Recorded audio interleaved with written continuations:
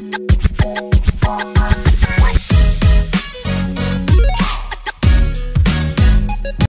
Friends, అందరు బాగున్నారా? ఇవాళ సున్నుండలు చేస్తున్నాను.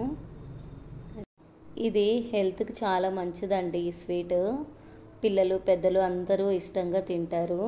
సున్నుండ రెడీ చేసే విధానం: స్టవ్ వెలిగించుకొని ప్యాన్ పెట్టుకొని ఒక కప్పు మినప్పప్పు వేసుకోవాలి. వేసుకున్న తర్వాత కలర్ వచ్చేంత వరకు మనము కలుపుకోవాలి.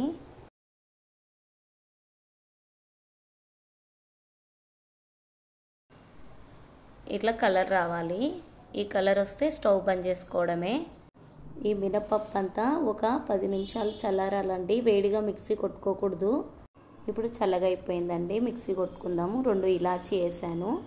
ఇప్పుడు మిక్సీ కొట్టుకోవాలి. మెత్తగా పౌడర్ చేసుకోవాలి. ఇట్లా పౌడర్ అవ్వాలి, మెత్తగా అవ్వాలి. ఇప్పుడు ఒక కప్పు బెల్లం వేసేద్దాం. మిక్సీ కొట్టుకోవాలండి. బెల్లం వేసాం కదా, బెల్లం కూడా మిక్సీ కొట్టేసుకుంటే ఇట్లా మెత్తగా పౌడర్ లాగా అవుతుంది. మిక్సీ కొట్టుకున్నాం కదా, అదంతా ఒక బౌల్లోకి వేసేసుకోవాలండి.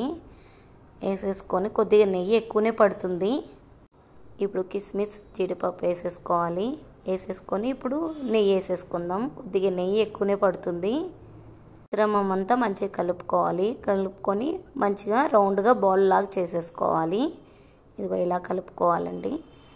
కలుపుకొని మంచిగా రౌండ్గా బాల్ లాగా చేసేసుకుందాం. నేను చూపించే విధంగా చేసుకోండి. అన్నీ ఇలానే చేసేసుకొని పెట్టేసుకోవాలి. చాలా బాగుంటుందండి ఈ స్వీట్. హెల్త్కి కూడా చాలా మంచిది.